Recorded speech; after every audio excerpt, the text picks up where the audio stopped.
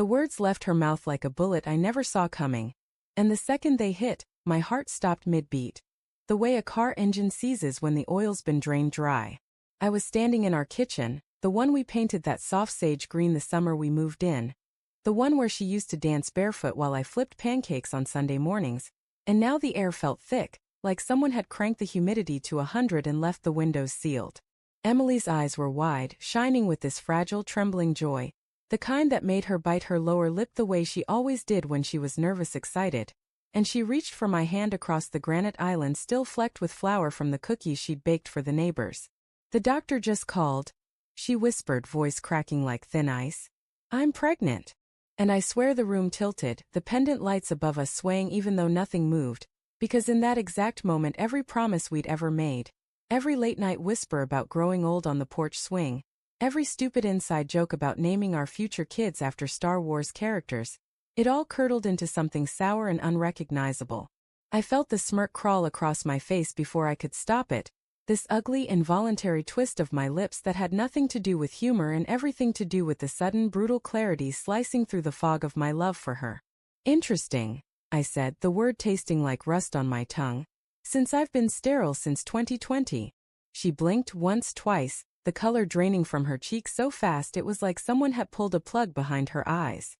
Her hand, the one that had been reaching for mine, froze midair, fingers curling into a loose fist as if she just remembered she was holding something fragile and poisonous. I watched the joy leak out of her face the way air hisses from a punctured tire, and in its place came this flicker of panic, raw and animal, the kind you see in deer right before the headlights swallow them whole. What do you mean?" she stammered, but her voice was already shrinking, folding in on itself because she knew. God, she knew. I could see it in the way her shoulders hunched forward, protective, like she was bracing for a blow she'd been expecting for months. And I just stood there, the smirk still plastered on my face like a Halloween mask I couldn't peel off, feeling the floor drop out from under me even though my feet never moved. "Let me take you back, not far, just far enough to understand how we got here, because I need you to feel the weight of what she just shattered."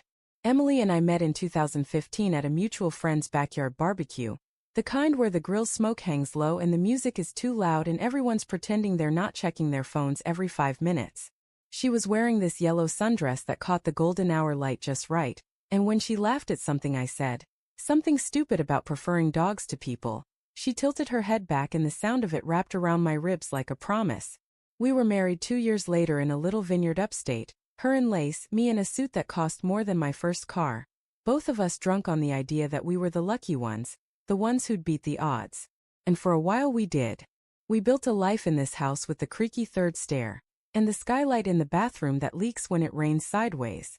We fought about stupid things, whose turn it was to take out the recycling, whether we should get a king bed or keep the queen because it forced us to stay close, and we made up with the kind of sex that left us laughing into each other's necks at 2 a.m. We tried for kids, God how we tried, month after month of negative tests and forced smiles and me holding her while she cried into my shirt because another cycle had passed. Then 2020 happened, the year the world caught fire and my body decided to join the blaze.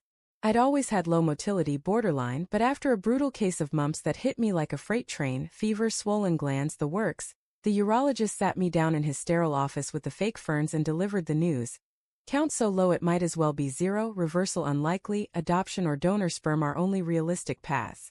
I remember staring at the pamphlet he handed me, the one with the smiling couple and the tagline, "There's more than one way to build a family," and feeling this hollow ache bloom in my chest. Emily cried when I told her, big ugly sobs that shook her whole body, but then she wiped her face and said, "We'll figure it out together. I don't need a mini you running around. I just need you." And I believed her. I believed her with every fiber of my stupid, trusting heart. So when she said pregnant, the math didn't add up, and the smirk was my body's way of protecting itself from the arithmetic of betrayal.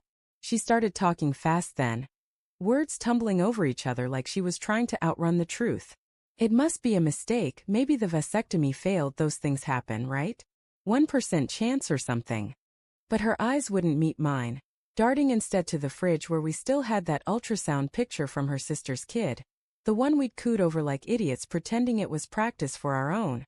I felt the anger rise, hot and metallic, but underneath it was this deeper, more terrifying thing, grief sharp as broken glass. Because I loved her so much it had become a reflex, like breathing, and now every breath tasted like her lies. I asked the question slowly, deliberately, the way you pick at a scab you know will bleed. When did she find out? This morning. How far along? 8 weeks. Had she been to the doctor in person? No, just the call. Each answer landed like a pebble in a pond, rippling out, distorting the reflection of the life I thought we had.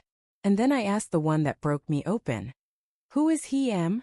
She flinched like I'd slapped her, and the silence that followed was so complete I could hear the hum of the refrigerator, the tick of the wall clock, the blood rushing in my ears. She didn't deny it. That was the worst part. She just stood there, arms wrapped around her middle like she was holding the baby in already, protecting it from me, and the tears started slow at first, then in a flood. I'm sorry, she whispered, and it wasn't the apology of someone caught in a white lie. It was the apology of someone who'd been carrying a boulder for months and finally set it down on my chest. His name is Connor, she said eventually, voice barely audible. Connor from her office, the one who'd started as a mentor when she made senior designer, the one who sent her funny memes during late-night deadlines. The one who listened when she vented about my long hours at the firm, about how we'd stopped trying for kids and started living parallel lives. It started with drinks after a client pitch, then coffee that turned into dinners that turned into nights she claimed were team strategy sessions. She swore it was only twice, that she'd ended it weeks ago, that the guilt had been eating her alive, but the timeline didn't matter anymore. The betrayal wasn't a single moment. It was a slow erosion, 1,000 tiny choices that led her out of our bed and into his. And the baby, God, the baby was an accident, a broken condom, a moment of weakness she couldn't undo. She'd planned to tell me everything, she said, after the first trimester, after she knew it would stick, because she thought maybe I'd forgive her, maybe we could raise it together, maybe love could stretch that far. But standing there in our kitchen, watching her crumble, I felt that love snap like an overstretched rubber band, the sting sharp and final. I didn't yell. I wanted to, God, I wanted to hurl the coffee mug on the counter through the window, wanted to scream until my throat bled. But the words wouldn't come. Instead, I felt this cold, clinical detachment settle over me. The kind I used in boardrooms when a deal was tanking and I needed to stay sharp. I asked her to leave. Just for tonight, I said, go to your sisters, give me space to think.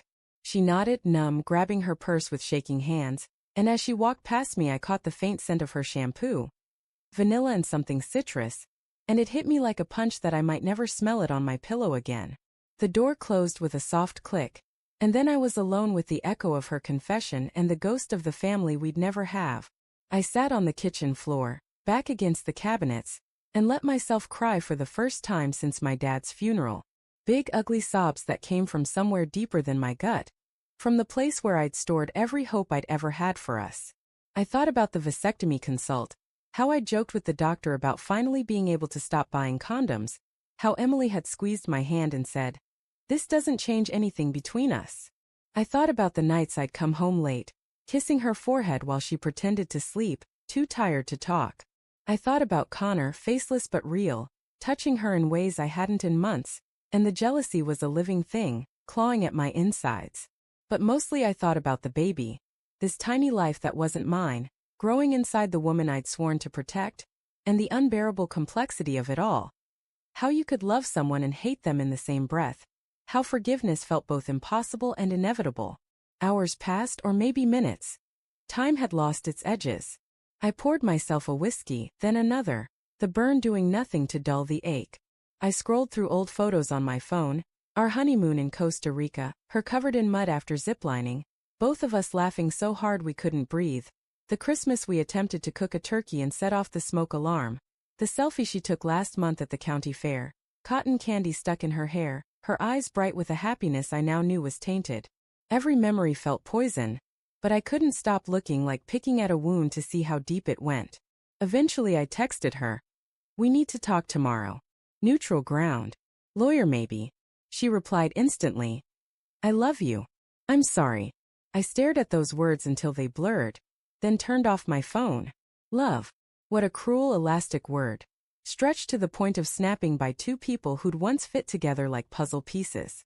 I thought about the support groups I'd found online after the sterility diagnosis, men who'd raised donor-conceived kids, men who'd forgiven affairs, men who'd walked away and never looked back.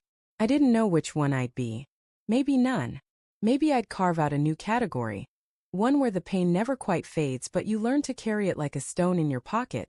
A reminder of what was and what might still be. As dawn crept through the blinds, painting the kitchen in bruised purples and grays, I stood up on legs that felt borrowed.